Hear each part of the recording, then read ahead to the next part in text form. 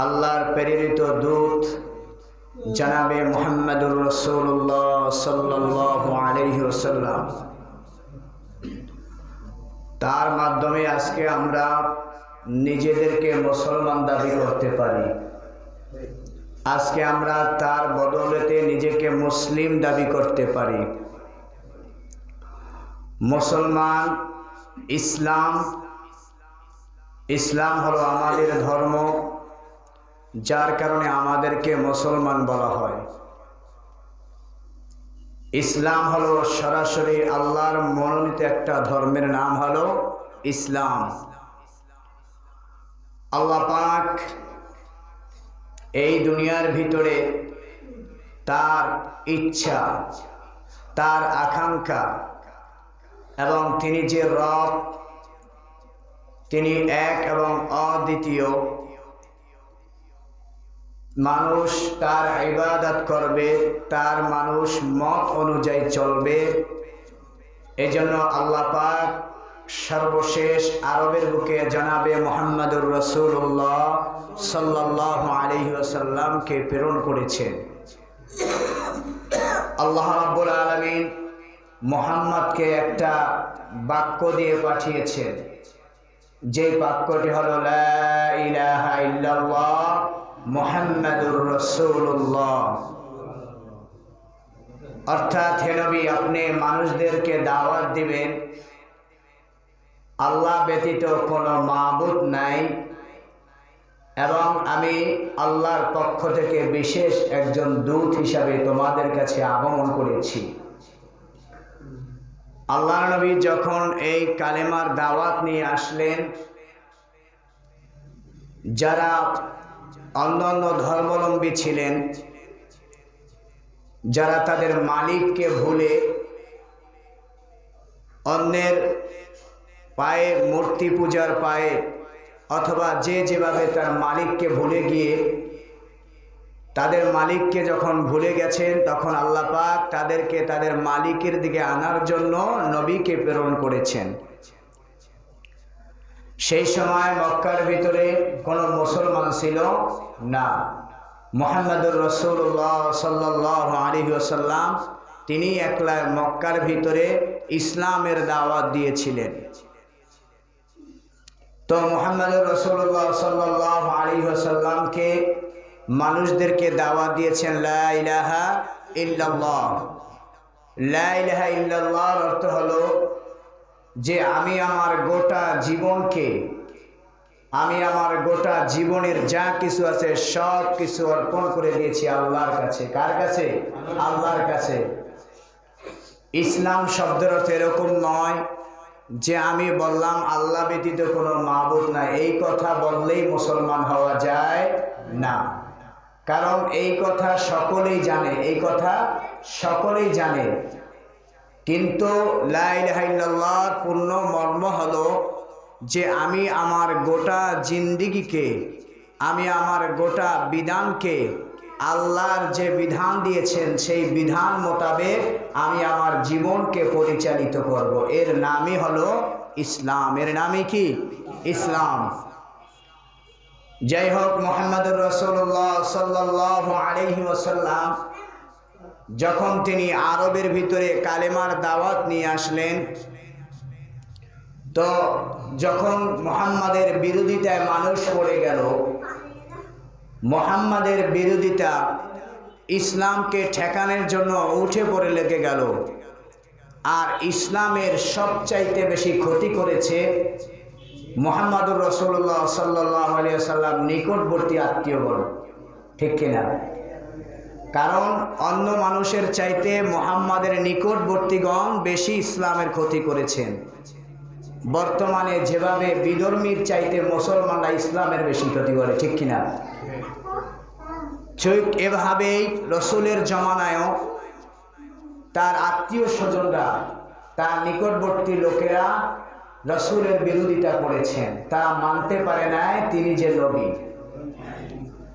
মুহাম্মদুর রাসূলুল্লাহ সাল্লাল্লাহু আলাইহি ওয়াসাল্লাম দাওয়াত দিতেছেন, মানুষ আগে তাদের কথা অনুযায়ী চলতো, আরবদের নেতাদের কথা অনুযায়ী চলতো, যখন মুহাম্মদুর রাসূলুল্লাহ সাল্লাল্লাহু আলাইহি ওয়াসাল্লাম মানুষদেরকে বুঝাতে লাগলেন, এক পর্যায়ে মানুষ ধীরে ধীরে বুঝতে বুঝতে ইসলামের ছায়াতলে চলে আসতেছে। সুবহানাল্লাহ। এটা যখন দেখলেন তখন তাদের ভিতরে রাগ প্রতিহিংসা, যার কারণে এক সময় মুহাম্মদুর রাসূলুল্লাহ সাল্লাল্লাহু আলাইহি ওয়াসাল্লাম মাতৃভূমি ছেড়ে তিনি মদিনায় গেতে যাওয়ার জন্য তিনি বাধ্য হয়েছিলেন। মুহাম্মদুর রাসূলুল্লাহ সাল্লাল্লাহু আলাইহি ওয়াসাল্লাম যখন কালেমার দাওয়াত দিতে লাগলেন, যখন তারা দেখলেন যে মানুষ ধীরে ধীরে ইসলাম গ্রহণ করতেছে, এখন কিভাবে ইসলাম ঠেকানো যায়? কারণ যেই জিনিসের নিষিদ্ধ থাকা হয় সেই জিনিসের প্রতি মানুষ ধাবিত বেশি হয়, ঠিক কিনা? যেইটার প্রতি নিষিদ্ধ থাকে, যেই জিনিসকে মানুষকে বারণ করায় সেটার প্রতি মানুষ ঝুঁকে। এই জন্য মুহাম্মদুর রাসূলুল্লাহ সাল্লাল্লাহু আলাইহি ওয়াসাল্লামকে যখন তারা বিভিন্নভাবে আটকানোর চেষ্টা করলেন, কিন্তু দেখছেন না, তাকে দমানো যেতেছে না, বরং মানুষ ধীরে ধীরে তার দিকেই হাত বাড়িয়ে তাদের ধর্ম ছেড়ে একমাত্র ইসলাম ধর্ম গ্রহণ করতেছে। যেহেতু মুহাম্মদুর রাসূলুল্লাহ সাল্লাল্লাহু আলাইহি ওয়াসাল্লাম কোনো বিশ্ববিদ্যালয়ে পড়ালেখা করে না, ভাই করেছেন? মুহাম্মদুর রাসূলুল্লাহ সাল্লাল্লাহু আলাইহি ওয়াসাল্লামের শিক্ষক ছিলেন স্বয়ং আল্লাহ। কে ছিলেন? আল্লাহ শিক্ষক ছিলেন। মুহাম্মদ কোনো বিশ্ববিদ্যালয়ে পড়ালেখা করেন নাই। যখন হযরতে জিবরাইল আলাইহিস সালাতু ওয়াস সালাম সর্বপ্রথম বিশ্বনবীর কাছে ওহী নিয়ে আসলেন, হীরার গুহার ভিতরে বিশ্বনবী হযরতে জিবরাইল বললেন ইকরা। মুহাম্মদ জবাব দিলেন কি? লা আনা বিকারি, আমি তো পড়তে পারি না। আমি কি? আমি তো পড়তে পারি না, আমি কিভাবে পড়ব? তাহলে যেই মুহাম্মদ পড়তে পারে না, যেই মুহাম্মদ বলতে পারে না, তাহলে বোঝা গেল দুনিয়ার শিক্ষা তিনি শেখেন নাই, দুনিয়ার কোনো জিনিস তার কাছে নাই। তার কাছে ইতিহাস তো না থাকারই কথা, ঠিক কিনা? কারণ তিনি তো কারো কাছে পড়েন নাই, সেই সময় ইতিহাসের এরকম বই ছিল না। এরকম এখন বর্তমানে যেভাবে বই পাওয়া যায়, অনলাইনে যেভাবে আমরা মোবাইলে চাইলে যে কোনো ইতিহাস পড়তে পারি, কিন্তু সেই জমানায় তো ইতিহাস এরকম ছিল না। মুহাম্মদুর রাসূলুল্লাহ সাল্লাল্লাহু আলাইহি ওয়াসাল্লামের কাছে জিবরাইল আসলেন। আয়েশা বলেন ইয়া রাসূলুল্লাহ, বলেন ইকরা। বিশ্বনবী বললেন লা আনা বিকারি, আমি তো পড়তে পারি না। এভাবে তিনবার যখন বললেন, জিবরাইল বিশ্বনবীকে সিনার ভিতরে নিয়ে চাপ দিয়া দিলেন। এরপরে আল্লাহর মনোনীত জিনিসটা বিশ্বনবীর ভিতরে ফিট করে দিয়েছেন, পড়ার শক্তি দিয়েছিলেন। তো মুহাম্মদুর রাসূলুল্লাহ সাল্লাল্লাহু আলাইহি ওয়াসাল্লাম যেই কথা বলতেন সেটা আল্লাহ পাক জিবরাইলের মাধ্যমে মুহাম্মাদের কাছে প্রেরণ করতেন, কিন্তু আল্লাহর কোনো কথা ছাড়া মুহাম্মদ কোনো কথা বলতেন না। আল্লাহ যেটা শিখিয়ে দিতেন একমাত্র সেটাই নবী বলতেন। তো আল্লাহর কথা ছাড়া নবী কোনো কথা বলতেন না, কারণ তিনি তো সব শিক্ষায় শিক্ষিত ছিলেন না, বরং আল্লাহ পাক তাকে যেটা শিক্ষা দিতেন তিনি সেটা বলতেন। তো মক্কার কাফেররা রাসূল সাল্লাল্লাহু আলাইহি ওয়াসাল্লামের দাওয়াতকে প্রতিহত করবেন, যত বাধা দেয় মুহাম্মাদের ধর্মে মানুষ অনুগত হতেছে। এখন কিভাবে করা যায়? কিন্তু শেষ নবীর সব আলামত আল্লাহ পাক তাওরাত এবং জবুরের ভিতরে বর্ণনা করেছেন। তাওরাত এবং জবুরের ভিতরে শেষ জমানার নবী কিরকম হবে এবং তিনি যে নবী হবেন তার উচ্চতা কতটুকু হবেন, তার নবুয়তের কি আলামত থাকবে, আল্লাহ পাক আগেই সব কিতাবের ভিতরে বলে দিয়েছিলেন। এই জন্য ইহুদি নাসারা তারা তাওরাত এবং জাবুরকে ঘাটত, তাওরাত এবং জাবুরের আলেম ছিল। তো মক্কার কাফেররা রাসূল মক্কার ভিতরে মানুষ ইসলাম গ্রহণ করতেছে, এখন কিভাবে নবীকে ঠেকানো যায় তারা এই বুদ্ধিটি আনছকতেছে। তো মক্কার কাফেররা বিশ্ব নবীকে ঠেকানোর জন্য একটা প্রতিনিধি দল মদিনায় পাঠাইছে ইহুদিদের কাছে। কাদের কাছে? ইহুদিদের কাছে পাঠাইছে। তো মক্কার প্রতিনিধি দল যখন মদিনার ইহুদিদের কাছে গেছে, তাদের কাছে পরামর্শ চাচ্ছে যে মুহাম্মদকে কিভাবে আটকানো যায়। তো যেহেতু তারা মদিনার আলেমগণ, যেহেতু তারা তাওরাত এবং জবুরের আলেম ছিলেন, এই জন্য তারা তাদের প্রতিনিধি দলকে 3টা পরামর্শ দিয়েছিলেন। কয়টা? জোরে বলেন, কয়টা? 3টা। মদিনার আলেমগণ, তাওরাত এবং জবুরের যারা আলেম ছিলেন, ওই দলকে বললেন, তোমরা মক্কায় গিয়া মুহাম্মাদের কাছে 3টা প্রশ্ন করবা। যদি 3টা প্রশ্নের উত্তর দিতে পারে তাহলে তিনি সত্য নবী, তোমরা সেটা মেনে নিবা। আর যদি মুহাম্মদ যদি সেই 3টা প্রশ্নের জবাব যদি না পারে তাহলে তাকে নবী মানা যাবে না, তিনি মিথ্যা নবী। কারণ যেই 3টা প্রশ্ন জিজ্ঞাসা করা হবে, নবী ছাড়া সেটার উত্তর কেউ দিতে পারবে না। নবী ছাড়া সেই প্রশ্নের উত্তর কেউ দিতে পারবে না, একমাত্র নবীরাই দিতে পারবেন। কারণ সেই সময় সাধারণ সকলেই কি জানতেন না, ইতিহাস জানতেন না। এই জন্য এমন 3টা প্রশ্ন সাজাইছেন যে 3টা প্রশ্ন নবী ছাড়া কেউ দিতে পারবে না। বর্তমানে এই কোরআনের ভিতরে কি কি বিধান আছে সকল মানুষ কি বলতে পারবে ভাই? সকলেই পারবে না। যারা এই কোরআনের তাফসির পড়ে, যারা এই কোরআনকে নিয়ে যারা ঘাটেন, যারা কোরআনের মুফাসসির, তারাই একমাত্র এই কোরআনে কি কি আছে তারাই বলতে পারবে। এর ছাড়া সাধারণ মানুষ কোরআনের তেমন কিছু বুঝবেও না। বুঝা তো দূরে কথা, অধিকাংশ মানুষ এখন কোরআন পড়তেই জানে না, ঠিক কিনা? যাই হোক, মদিনা থেকে 3টা পরামর্শ দেওয়া হয়েছে। 1 নাম্বার প্রশ্ন করবেন রাসূলকে গিয়া, রাসূলকে জিজ্ঞাসা করবা হবে সেই 7 জন যুবক, যেই 7 জন যুবক 1000 বছর হীরার গুহার ভিতরে ছিল, তার সম্পর্কে আপনি কি জানেন সেই বিবরণটা দেন। তার সম্পর্কে যেই 7 জন আসহাবে কাহাব, আল্লাহ পাক সূরা কাহাবের ভিতরে যেই 7 যুবকের কথা বলেছিলেন, যারা তাদের বাদশার ভয়ে ঈমান রক্ষার্থে তারা পালিয়ে গিয়েছিলেন একটা গুহার ভিতরে তারা ছিলেন। তারা যে সেই গুহার ভিতরে পালিয়েছিলেন, সেই গুহাবাসী সম্পর্কে আপনি কি জানেন, সেই সম্পর্কে তাদের কাছে রাসূলের কাছে বিবরণ জানতে চেয়েছেন। কিন্তু রাসূল তো সেই ইতিহাস তো জানার কথাই নয়, কারণ সেটা 1000 বছর, প্রায় 2500 সালে, কত সালে? 2500 সালে সেই ঘটনা ঘটেছিল সিরিয়ার ভিতরে। আর রাসূল 2.5 সালের ঘটনা রাসূলকে জিজ্ঞাসা করা হয়েছিল 14000 সালে। কত হাজার সালে? 14000 সালের পর। তাহলে কত বছর পর রাসূলকে জিজ্ঞাসা করা হয়েছিল? 1 নম্বর প্রশ্ন হলো আসহাবে কাহাব সম্পর্কে রাসূল কি জানেন সেটা জিজ্ঞাসা করবেন। 2 নম্বর প্রশ্ন করবেন রাসূলের কাছে, এই পৃথিবীর ভিতরে এমন একজন লোক ছিল যিনি পূর্ব থেকে নিয়ে পশ্চিম পর্যন্ত পৃথিবীর সব জায়গায় ভ্রমণ করেছেন, সব জায়গায় ভ্রমণ করেছিলেন। সেই ব্যক্তিটাকে, তার সম্পর্কে আপনি কি জানেন? 3 নম্বর প্রশ্ন তারা করেছিল যে মানুষ যে রূহ, আমরা শব্দটা জানি, রূহ জিনিসটা কি? আমরা সকলে জানি রূহ কি জানি? রূহ মানুষের ভিতরে কি থাকে ভাই? রূহ থাকে। তো তারা মদিনার পণ্ডিতরা তারা তাদেরকে শিখিয়ে দিয়েছিলেন যে তোমরা রাসূলকে জিজ্ঞাসা করবা রূহ জিনিসটা কি। তাহলে এই 3টা প্রশ্ন তারা সাজিয়েছিল। মদিনা থেকে সেই প্রতিনিধি দল এসে কাফেরদেরকে 3টা প্রশ্ন জানাইলেন। তারা রাসূলের কাছে ওই 3টা প্রশ্ন জিজ্ঞাসা করবেন।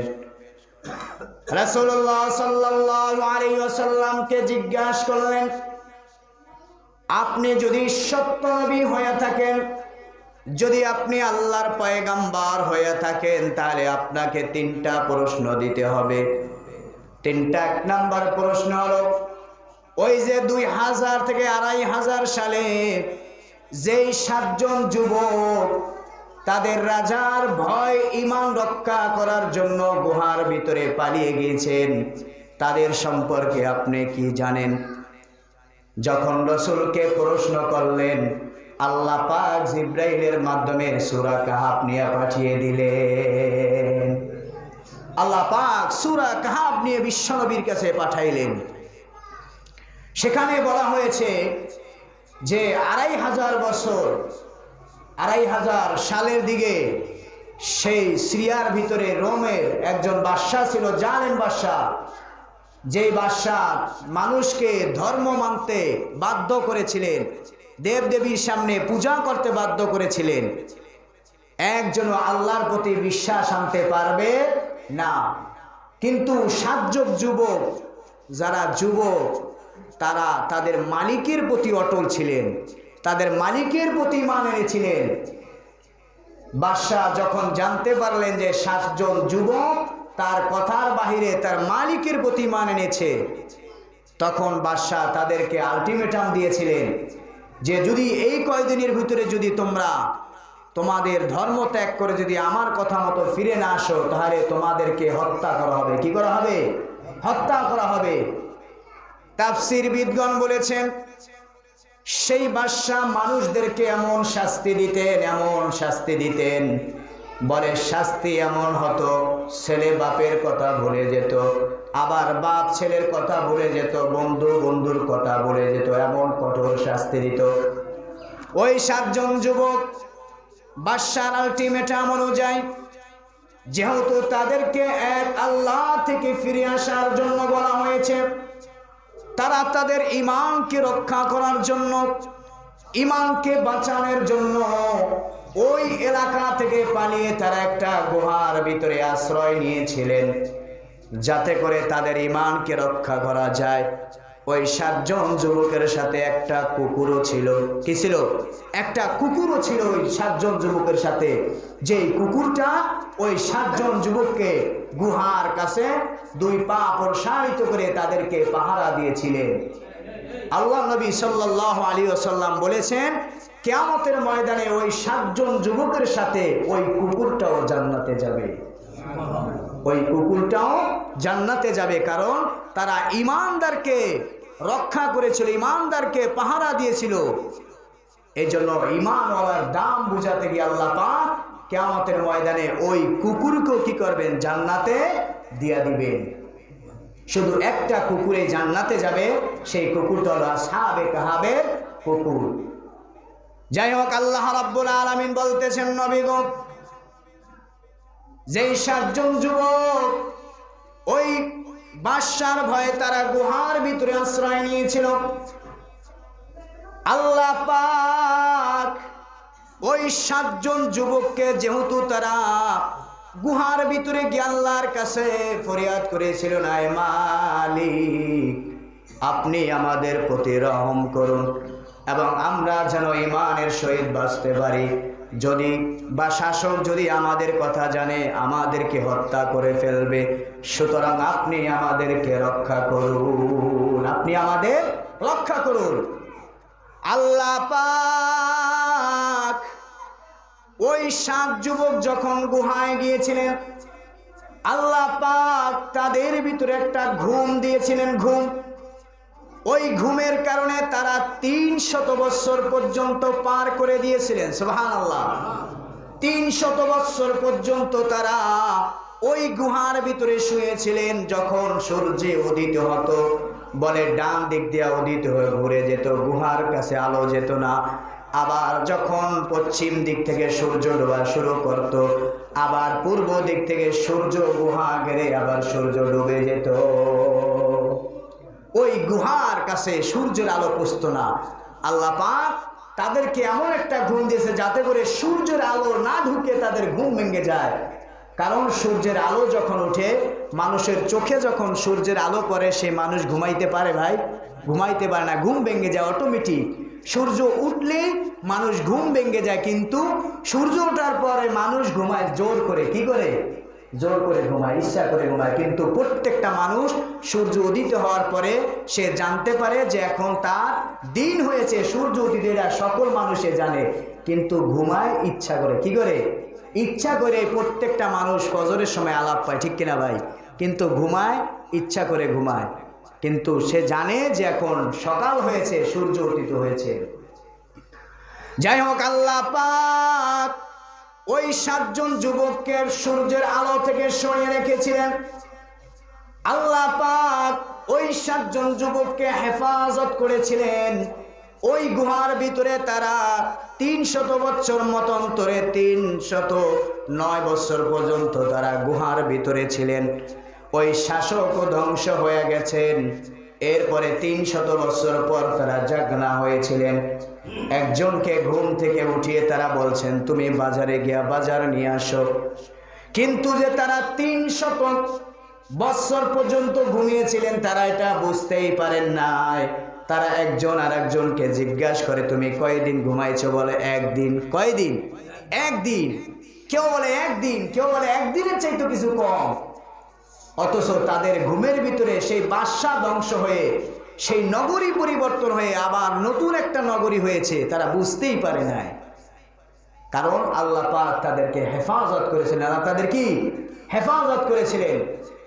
যাই হোক, মক্কার কাফেররা যেহেতু জিজ্ঞাসা করেছিলেন, আল্লাহ পাক জিব্রাইলের মাধ্যমে সমস্ত আসহাবের ঘটনা আল্লাহ নবীর কাছে জিব্রাইল বর্ণনা করেছেন। আর কাফেরদের প্রতিটা উত্তর আল্লাহর নবী আসহাবে কাহাবের ঘটনা বলে দিয়েছেন। যখন আসহাবে কাহাবের ঘটনা বললেন, তারা বললেন সেই সময়ের ঘটনা বিশ্ব নবীর ঘটনার সাথে মিলে গিয়েছে। সুবহানাল্লাহ। সেই 2500 বছরের ঘটনা 1400 বছর পর বিশ্বনবী বলেছেন। তিনি তো কোনো বিশ্ববিদ্যালয় পড়েন না, তিনি কোনো ইতিহাসও পড়েন নাই। সেই ইতিহাস আল্লাহ পাক বিশ্বনবীকে জানিয়েছিলেন।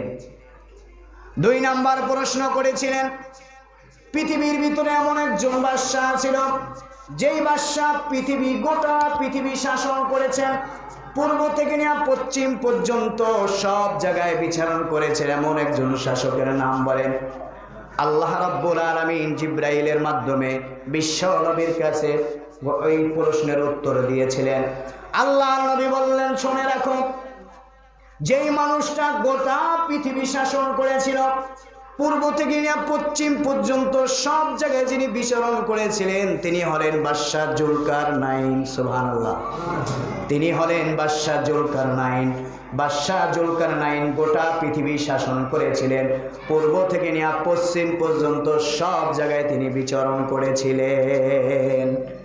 গোটা পৃথিবী বাদশা জুলকারনাইন শাসন করেছিলেন।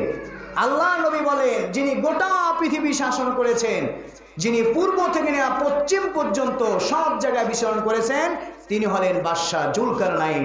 তারা বললেন, আপনি ঠিকই বলেছেন, বাদশা জুলকারনাইন গোটা পৃথিবী শাসন করেছেন, পূর্ব থেকে পশ্চিম পর্যন্ত তিনি ভ্রমণ করেছেন। এরপরে 3 নাম্বার প্রশ্ন করলেন, আপনি বলেন তো রূহ জিনিসটা কি?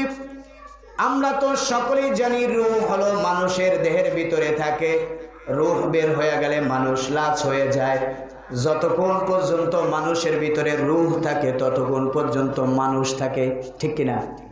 আপনি আমি যে মানুষ, এটা কতক্ষণ ভাই? যতক্ষণ পর্যন্ত আপনার আমার ভিতরে রূহ থাকবে, ঠিক কিনা? কিন্তু রূহ যদি না থাকে, আপনাকে কেউ মানুষ বলবে? বলে, আপনি যত বড়ই ক্ষমতাবান হন, যতই টাকা পয়সা হন, আপনার ভিতরে যদি রূহ না থাকে, আপনাকে মানুষ বলেন, আপনাকে বলা হবে মরা লাশ। কি বলা হবে? মরা লাশ। তাহলে মানুষের জন্য রূহ একটা ইম্পর্টেন্ট জিনিস। তো রূহ জিনিসটা কি? আল্লাহ রাব্বুল আলামিন রাসূলের কাছে যখন প্রশ্ন করলেন রূহ জিনিসটা কি, আল্লাহ রাব্বুল আলামিন সাথে সাথে জিবরাইলের মাধ্যমে বিশ্ব নবীর কাছে ওহী পাঠিয়ে দিলেন। আল্লাহ রাব্বুল আলামিন সূরা বনী ইসরাঈলের ভিতরে কাফেরদের সেই প্রশ্নের উত্তর আল্লাহ রাব্বুল আলামিন নিজেই দিয়েছেন। আল্লাহ রাব্বুল আলামিন বিশ্ব নবীকে বলেন, ওয়ায়াসআলুনাকা আনির রূহ কুলির রূহু মিন আমরি রাব্বি ওয়া মা উতীতুম মিনাল ইলমি ইল্লা কলিলা। আল্লাহ রাব্বুল আলামিন বলেন, নবী, তারা আপনাকে জিজ্ঞাসা করে রূহ জিনিসটা কি? আপনি তাদেরকে বলে দেন রূহ হলো একটা শুধু আল্লাহর আদেশ, আল্লাহর একটা আদেশ, এটা শুধু রূহ। ইয়াসআলুনাকা আনির রূহ, তারা জিজ্ঞাসা করে রূহ জিনিসটা কি? আল্লাহ বলেন কুলির রূহু মিন আমরি রব্বি, রূহ হলো আল্লাহর একটা আদেশ। ওয়ামা উতিতুম মিনাল ইলমি ইল্লা কলিলা, এর বাহিরে আমার কোনো জ্ঞান নাই। তোমরা শুনে নাও, রূহ হলো একটা আল্লাহর আদেশ। এটুকুই আল্লাহ পাক বিশ্বনবীকে জানিয়েছেন, রূহ হলো একটা কি? আল্লাহর আদেশ। কোন কোন তাফসীরবিদ বলেছেন রূহ হলো আল্লাহর একটা ফুক। আল্লাহর একটা কি? ফুক। এই জন্য দেখবেন মানুষ যখন মারা যায়, মানুষের ভিতর থেকে একটা বাতাস বের হয়। কি বের হয় ভাই? বাতাসের মতো বের হয়। মানুষ যখন মারা যায় দেখবেন চোখ বন্ধে ঠাস করে আস্তে ভর্তি হয়ে যায় ভাই, চোখটা বন্ধ হয়ে যায়, অর্থাৎ তার দেহ থেকে বাতাসটা বের হয়ে যায়। রূহ হলো একটা আল্লাহর আদেশ, এটা একটা আল্লাহর বিশেষ ফুক। তখন মক্কার কাফেররা বিশ্বনবী যখন সব কিছু উত্তর দিয়ে দিলেন, এখন তো তারা কালেমা পড়তে বাধ্য, ঠিক কিনা? কিন্তু তারপরও তারা তাদের কালেমা নসিব হয় নাই, কারণ তারা বিশ্বনবীকে ঠেকানোর জন্য তারা প্রশ্ন করেছেন, হেদায়েতের জন্য প্রশ্ন করেন না। এই জন্য আল্লাহ পাক তাদেরকে কালেমা নসিব করে নাই। কিন্তু ওই প্রশ্নের কারণে আল্লাহ পাক হাজার হাজার সাধারণ মানুষকে ইসলামের ভিতরে প্রবেশ করিয়েছিলেন। এই জন্য রাসূলুল্লাহ সাল্লাল্লাহু আলাইহি ওয়াসাল্লাম তিনি কালেমার দাওয়াত নিয়ে এসেছেন। ইসলাম এটা হলো একটা মনোনীত আল্লাহর ধর্ম, এটা একটা সহজ ধর্ম। এই জন্য ইসলাম আমরা আল্লাহ পাক আমাদেরকে মুসলমান বানিয়েছেন, এটা বিশ্বনবীর কারণে আমরা মুসলমান হয়েছি, নাকি? এই জন্য রাসূলুল্লাহ সাল্লাল্লাহু আলাইহি ওয়াসাল্লাম যে কালেমা নিয়ে এসেছেন, যে কালেমার দাওয়াত দিয়েছেন, সেই কালেমার দাওয়াত মানুষের কাছে পৌঁছে দেওয়া। আজকে কালেমার দাওয়াত পৌঁছানোর জন্য আজকে মানুষের বড় অভাব। বর্তমানে বাংলাদেশে খ্রিস্টান মিশনারি, বিভিন্ন ইহুদি নাচারারা আজকে মুসলমানদেরকে ঈমান হারা করতেছে। আজকে গোপনে গোপনে অনেক মুসলমান আজকে টাকার লোভে, ঘর বাড়ির লোভে, অর্থ সম্পদের লোভে আজকে তারা খ্রিস্টান হয়ে যাচ্ছে। অথচ ইসলাম হচ্ছে সবচাইতে বড় একটা ধর্ম, অথচ সেই কপাল পোড়া মুসলমানগুলো টাকার লোভে, অর্থ সম্পদের লোভে তারা আজকে খ্রিস্টান হয়ে যাচ্ছে। এই জন্য আমাদের কাজ হলো মানুষের কাছে কালেমার বেশি বেশি দাওয়াত দেওয়া। ভাই, আজকে কালেমার দাওয়াত মানুষের কাছে দেওয়ার বড় অভাব। টাকা দেওয়ার মানুষ আছে, অর্থ দেওয়ার মানুষ আছে, কিন্তু কালেমার দাওয়াত পৌঁছানোর আজকে মানুষের বড় অভাব।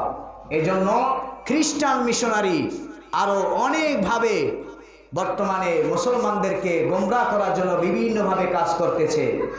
এদেরকে আমাদেরকে সচেতন থেকে এই সমস্ত খ্রিস্টান মিশনারি এবং আরও অনেক সংগঠন আছে বর্তমানে বাংলাদেশে যারা মুসলমানদেরকে বিধর্মী বানাচ্ছে, আমাদেরকে সতর্ক থাকতে হবে যাতে করে আমাদের সমাজের ভিতরে এই সমস্ত কার্যকলাপ যেন না হয়, এটা আমাদের প্রতিরোধ করতে হবে। এজন্য আমরা সকলে ইনশাআল্লাহ কালেমার দাওয়াত দিব তো ইনশাআল্লাহ আমরা।